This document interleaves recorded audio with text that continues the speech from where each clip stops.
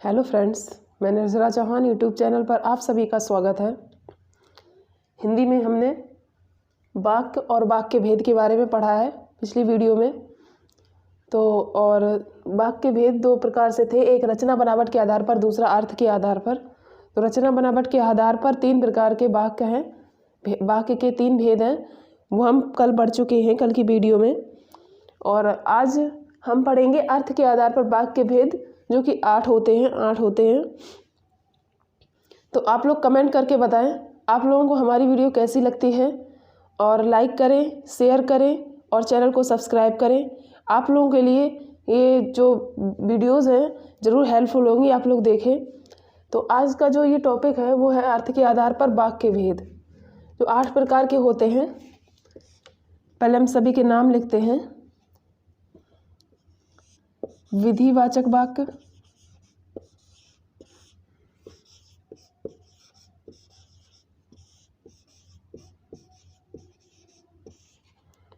दूसरा है निषेधवाचक वाक्य,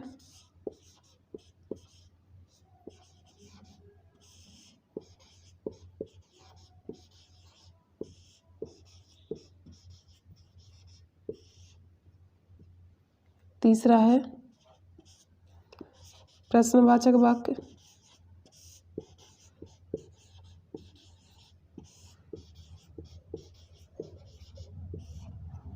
चौथा है आज्ञार्थक वाक्य,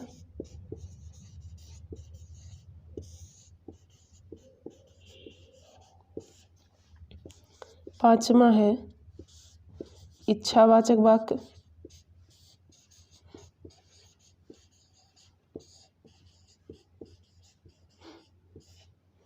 छठवां है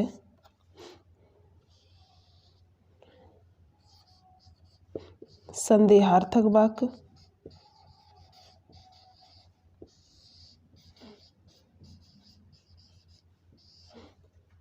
सातवां है संकेतार्थक वाक्य,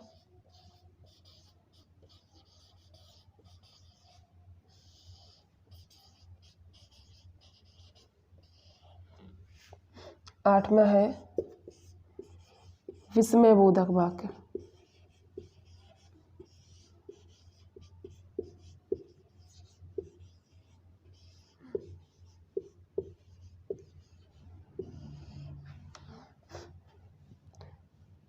विधिवाचक वाक्य में क्या होता है, इसमें एक सिंपल वाक्य होता है, साधारण वाक्य, जिसमें कोई एक ही बात कही जाती है, कोई दूसरी बात और नहीं कही जाती है। विधिवाचक वाक्य कहते हैं, जैसे वह पढ़ता है, वह खाता है, वह जाता है, वह स्कूल जाता है, ये वाक्य आते हैं। निषेधवाचक वाक्य में क्या होता है, नहीं लगा होता है, किसी क्रिया के ना होने की बात कही जाती है, उसमें नहीं लगा होता है। प्रश्नवाचक वाक्य में प्रश्नवाचक वर्ड आते हैं, प्रश्नवाचक शब्द आते हैं और क्वेश्चन मार्क लगा हुआ होता है, प्रश्नवाचक चिन्ह लगा हुआ होता है। फिर आज्ञार्थक वाक्य में आज्ञा जिसमें दी जाती है, जिस वाक्य में आज्ञार्थक वाक्य होते हैं। और इच्छावाचक वाक्य में जिसमें इच्छा, आकांक्षा, मनोकामना और साप आता है, वो इच्छावाचक वाक्य। संदेहार्थक वाक्य में क्या होता है, किसी काम क्रिया के होने में संदेह पाया जाता है कि वो होगा या नहीं होगा, तो संदेहार्थक वाक्य होता है उसमें। संकेतार्थक वाक्य में क्या होता है कि उसमें एक वाक्य दूसरे वाक्य पर निर्भर करता है, संकेत देता है कि ऐसा होगा तो फिर ऐसा होगा। ऐसे वाक्य आते हैं। विस्मयबोधक वाक्य में आप लोग जानते हैं विस्मयबोधक चिन्ह भी आता है, और हर्ष, उल्लास, ये सब शब्द उसमें भाव प्रकट होते हैं। तो ये हमने ऐसे बताया है। अब हम इसको आगे नंबर 1 देखते हैं, विधिवाचक वाक्य।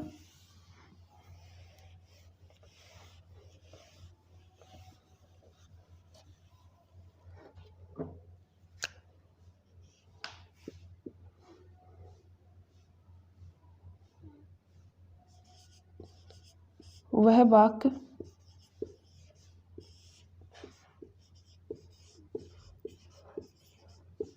जिसमें कोई बात कही ना गई हो, कोई अन्य बात ना कही गई हो,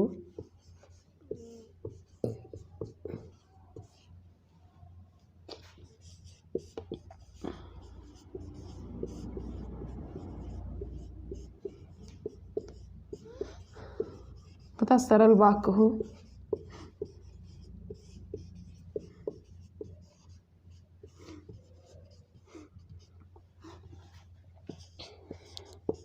अब उदाहरण में है, लड़का क्रिकेट खेलता है।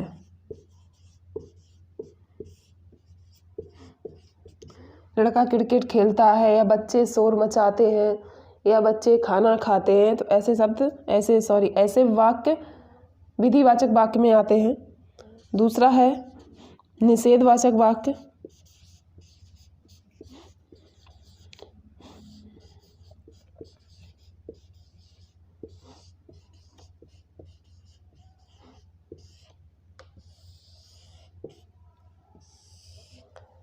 निषेधवाचक वाक्य में क्या होता है,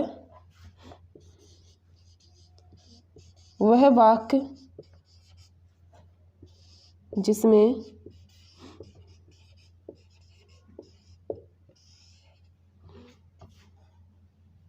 क्रिया के न होने का भाव आता है।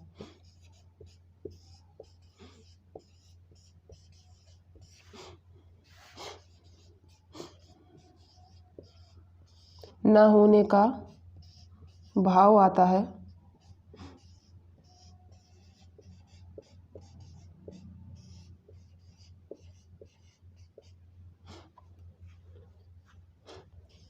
या जिस वाक्य में नहीं शब्द आता है, ऐसे भी समझ सकते हैं, क्रिया के न होने का भाव आता है, निषेधवाचक वाक्य होता है। जैसे वह स्कूल नहीं जाती है।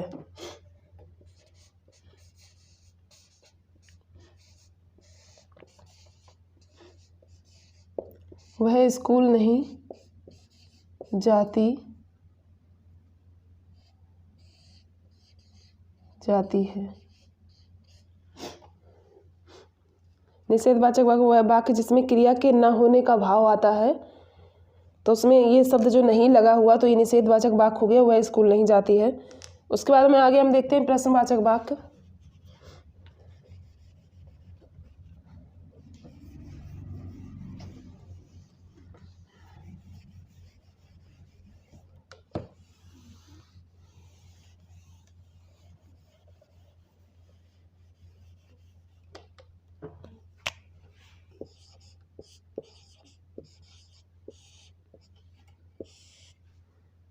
वह वाक्य जिसमें प्रश्न पूछा जाता है।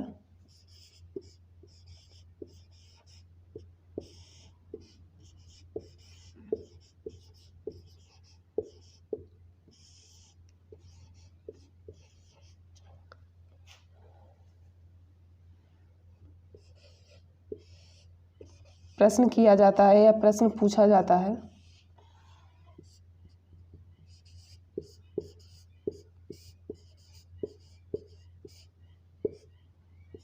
और ये प्रश्नवाचक चिन्ह होता है। इस वाक्य में प्रश्नवाचक चिन्ह होता है। उदाहरण है,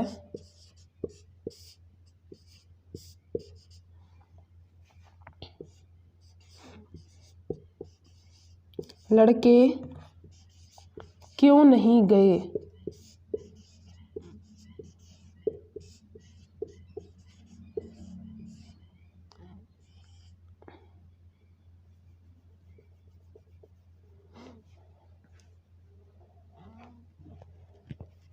इसमें नहीं लड़के क्यों रो रहे हैं। तो अब इसमें प्रश्न पूछा गया क्यों, और इसमें प्रश्नवाचक चिन्ह भी लगा है, तो ये हो गया प्रश्नवाचक वाक्य। अब आता है आज्ञार्थक।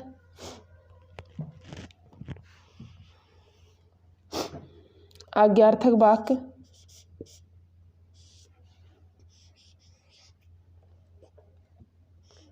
तीसरा है ये, चौथा है ये। आज्ञार्थक वाक्य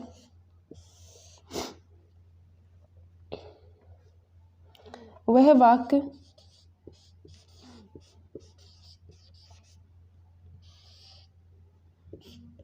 जिसमें आज्ञा दी गई हो।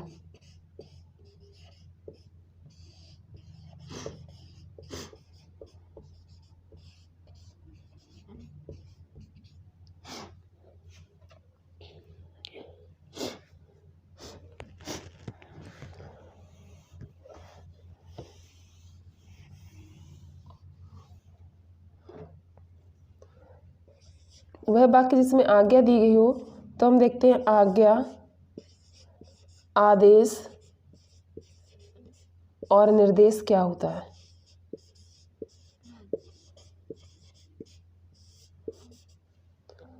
आज्ञा जो होता है कि कोई आज्ञा देता है तो उसे करना जरूरी होता है, परंतु तुरंत करना जरूरी नहीं होता है।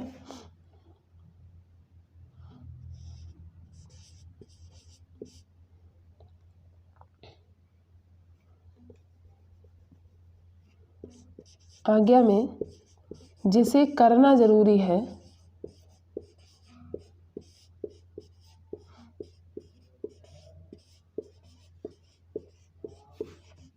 परंतु तुरंत करना जरूरी नहीं है।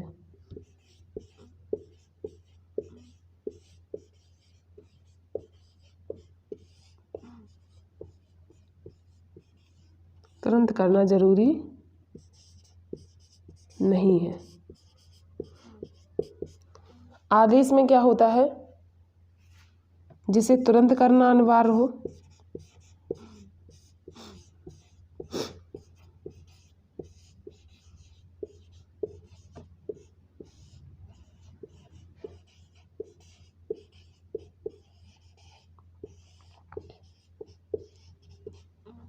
फिर आता है निर्देश, कोई लिखी हुई बात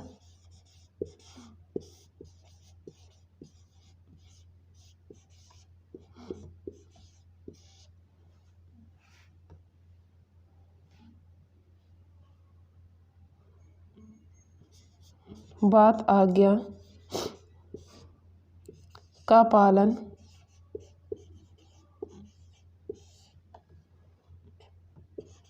न करने पर दंड मिले।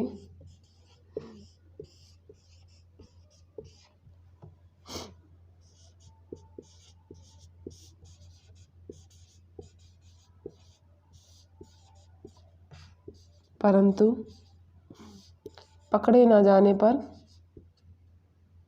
कोई दंड ना हो।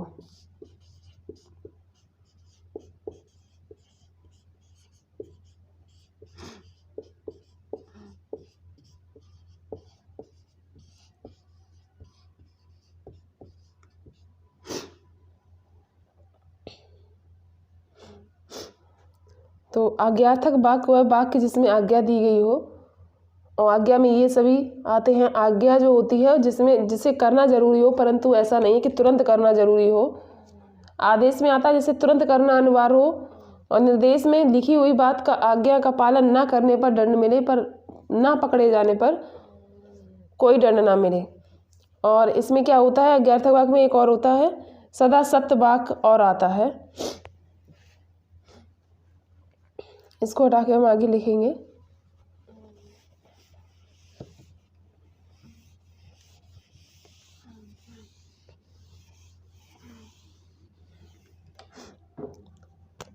सदा सत्य वाक्य आते हैं आज्ञार्थक वाक्य में।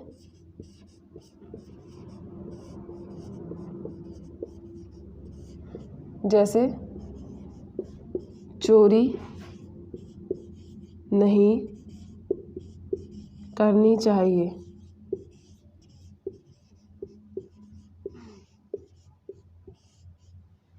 ऐसे सत्य वाक्य आते हैं। अब आज्ञार्थक वाक्य के जो उदाहरण हैं वो हैं, आप जा सकते हैं,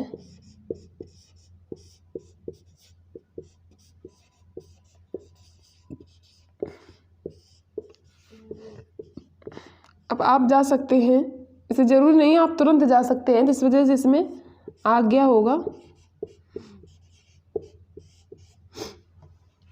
फिर आता है दूसरा, आप तुरंत बाहर जाइए।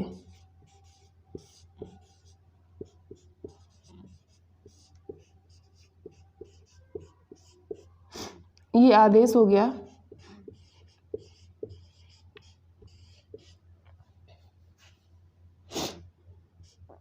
नंबर 3 हो गया, रेड लाइट पार ना करें।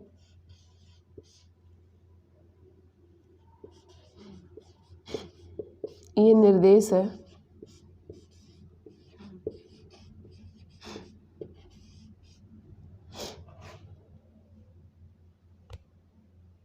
और सदा सत्य वाक्य में हो गया, चोरी नहीं करनी चाहिए या गाड़ी सदैव धीरे धीरे चलानी चाहिए। तो यह अज्ञार्थक वाक्य में हो गया। आज्ञा, आदेश और निर्देश और सदा सत्य वाक्य आता है अज्ञार्थक वाक्य में। फिर इसके बाद में है इच्छावाचक वाक्य।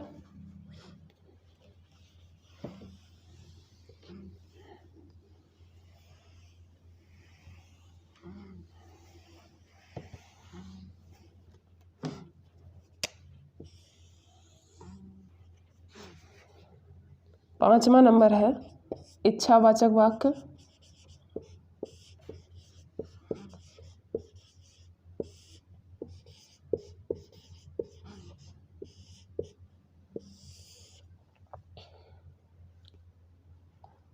इच्छावाचक वाक्य में क्या होता है, जिस वाक्य में कोई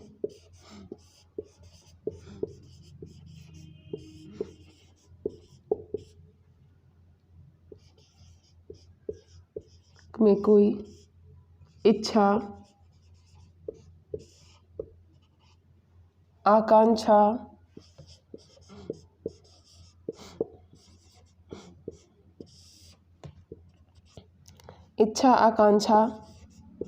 मनोकामना,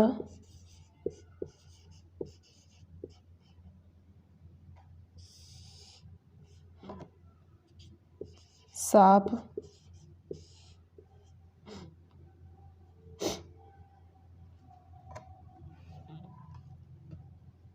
आदि प्रकट हो,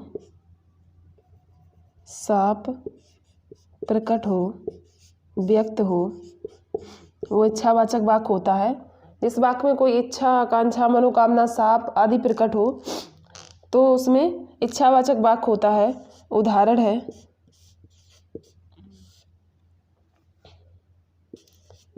आप चाहें तो चल सकते हैं।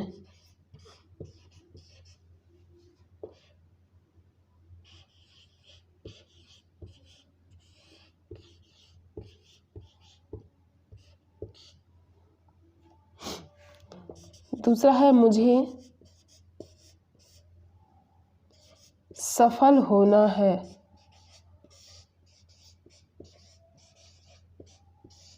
सफल होना है, ये क्या है, आकांक्षा है। मुझे सफल होना है,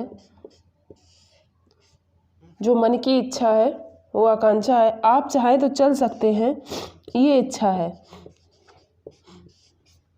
जो मन की इच्छा होती है वो आकांक्षा होती है, और जो इच्छा होती है वो इच्छा होती है। जैसे आप चाहें तो चल सकते हैं, ये इच्छा हो गया, और मुझे सफल होना है, ये आकांक्षा हो गया। तो जिस वाक्य में इच्छा, मनोकामना प्रकट हो वो इच्छावाचक वाक्य है। इसके बाद है संदेहार्थक वाक्य।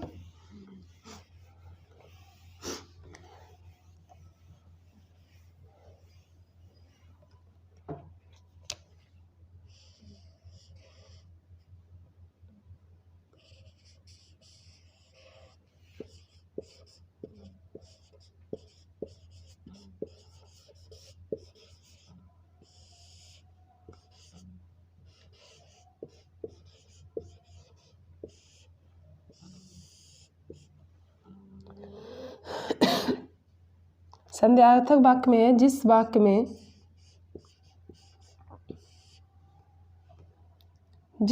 में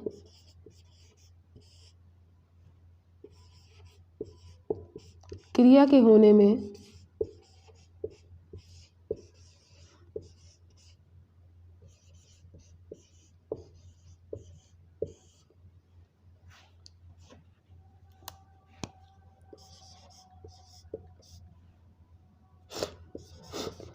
संदेह पाया जाता है।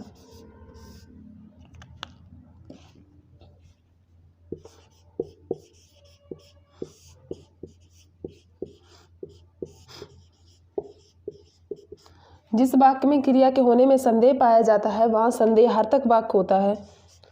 उदाहरण है माँ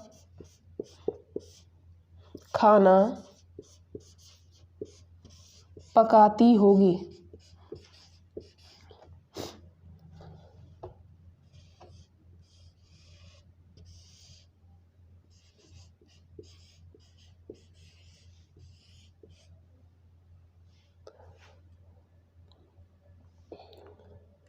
या चिड़िया दाना चुग चुकी होगी, जिसमें संदेह पाया जाता है। अब हमें पता नहीं माँ खाना बना रही होगी या नहीं बनाती होगी, लेकिन माँ खाना पकाती होगी, इसमें संदेह है। तो ये क्या हो गया? संदेहवाचक वाक्य, संदेहार्थक वाक्य हो गया, जिस वाक्य में क्रिया के होने की संदेह पाया जाए। फिर इसके बाद में आता है संकेतार्थक वाक्य।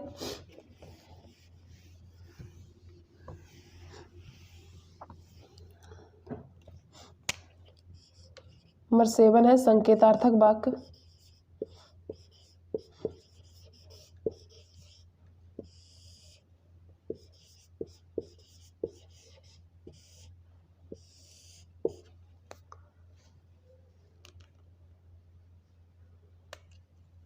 जिस वाक्य में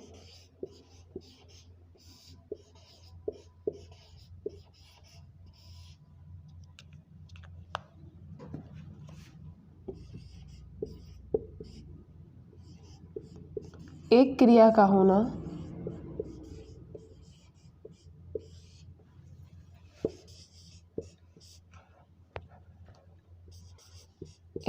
का होना दूसरी क्रिया पर निर्भर करे,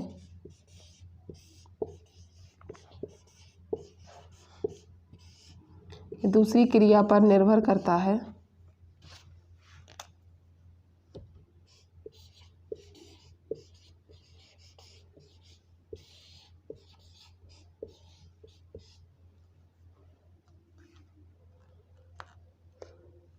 जिस वाक्य में एक क्रिया का होना दूसरी क्रिया पर निर्भर हो तो वहाँ संकेतार्थक वाक्य होता है। उदाहरण है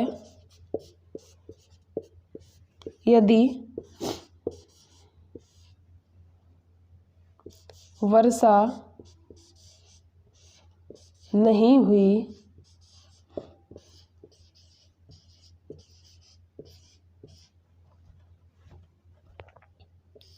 तो फसल सूख जाएगी।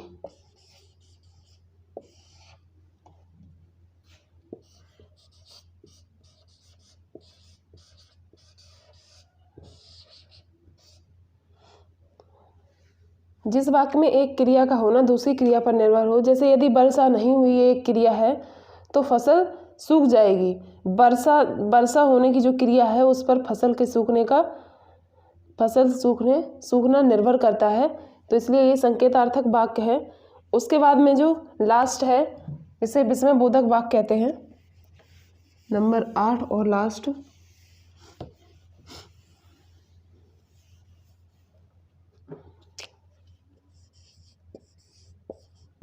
विस्मयबोधक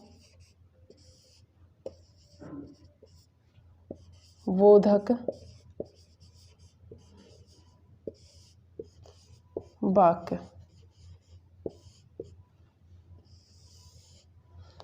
विस्मयबोधक वाक्य में क्या होता है? जिस वाक्य में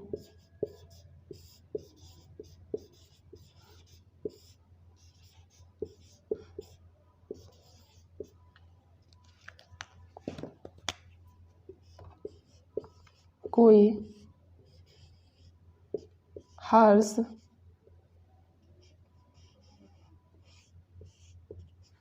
प्रसन्नता,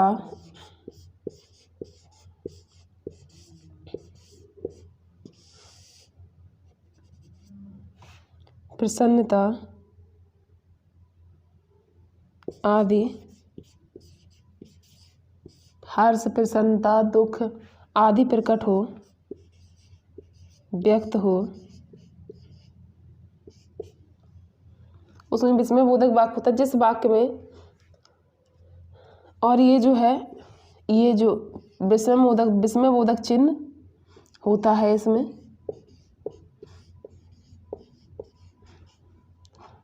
जिस वाक्य में कोई हर्ष, प्रसन्नता, दुख आदि प्रकट हो उसमें विस्मयबोधक वाक्य होता है, और इसमें जो है विस्मयबोधक चिन्ह का प्रयोग होता है। उदाहरण है,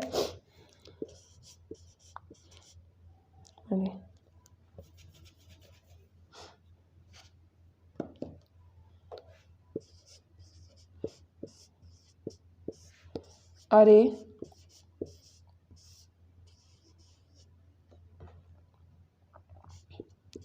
तुम फिर आ गए,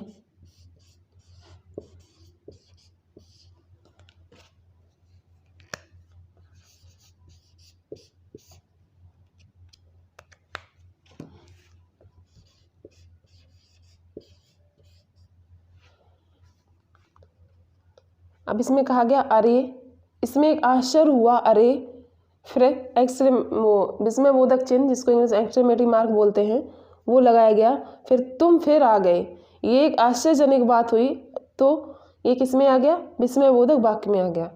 तो ये हमारे अर्थ के आधार पर जो 8 भेद थे वाक्य के वो पूरे हो गए हैं। अब इसके आगे का जो टॉपिक है हम आगे की वीडियो में पढ़ेंगे। आप लोगों को हमारी वीडियो कैसी लगती है कमेंट करके बताएं, लाइक करें, शेयर करें और चैनल को सब्सक्राइब भी करें।